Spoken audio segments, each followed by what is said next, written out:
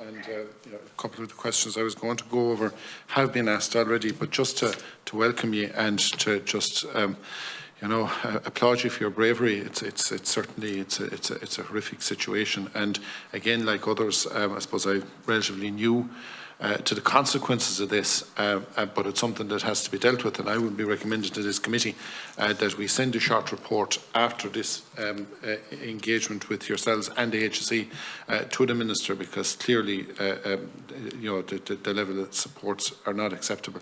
The recommendations that have been made are fairly clear-cut, certainly in terms of medical cards and supports like that. That just should be a given. Just Roisin touched on the issue of private and the health insurance and what's covered and what's not covered. Just a question. Is there any surgeon or consultant that's operating in the private sector specifically that has had any advancement in this area in this country? No. No. Okay.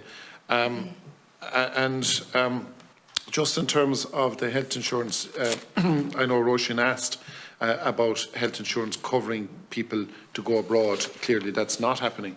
Is there issues with the health insurance covering? It's happening in some cases, but is there issues with health insurance covering procedures in this country?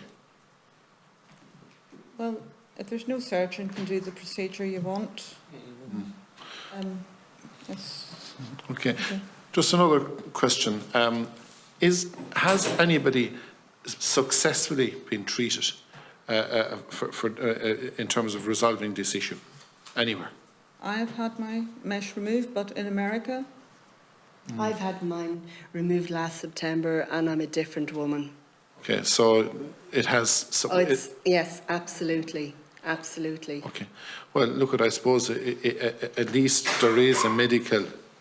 there can be a successful medical resolution to it. Yes. There's a huge cost to it as well. Sure. If you haven't got private insurance, there's a huge cost to going across seas. There's many women that have borrowed 20 to 30,000 credit unions and banks to get it. I'm one that still have the mesh inside me, and unfortunately I can't financially afford to get it taken out at the moment.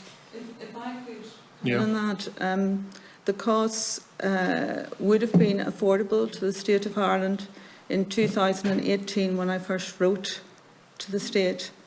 I had contacted Dr. Veronicas and said, look, I have a group and the women aren't getting any services. If I contacted the government and they brought you into Ireland, would you come on a sort of waitlist initiative? And he at that time, he said he would come for 6 weeks and operate 6 days a week.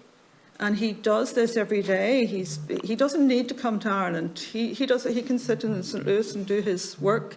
But he thought it was a worthy project. And I wrote a letter and said, there's this doctor, I'd like to connect you if you want to speak to the doctor. And there was no substantive response. And I then took that campaign to Scotland. And this doctor interacted with the Scottish government. And basically, the problem was that there wasn't a single medical professional that would fill out the paperwork to bring this esteemed world surgeon in. So as a background to it, there's a lot of litigations going on, and the women don't have any records. On our records, it doesn't state we're mesh injured. And that, I think, is a background story as to why the medical community may be averse to bringing in an independent expert.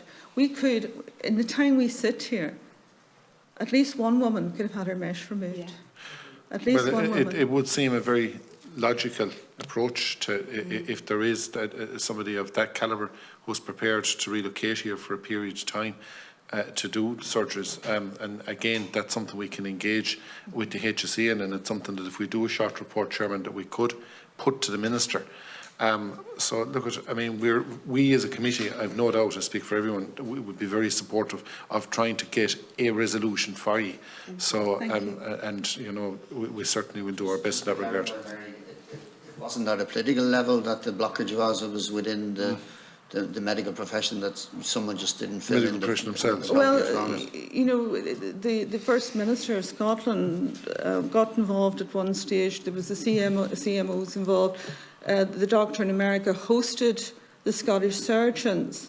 And every time he was meant to be coming into Scotland, there was delay and delay and delay. And at some point, he felt as if he was being used. And, you know, the promises of hope that he was coming, he wasn't prepared to be used anymore, because he said, the women think I'm coming in spring. And he says, I'm telling you, that's not on the table. Nobody has approached me. They have procured his services, and to date, not a single woman from Scotland has been sent out. So there's a lot of, on the face of it, there's progress. But for the women, our lives are exactly the same. I lay in bed. My son said to me the other day, 16 hours a day, I lay in bed. Absolutely. No, well, thank you very much, and thank you, Chair.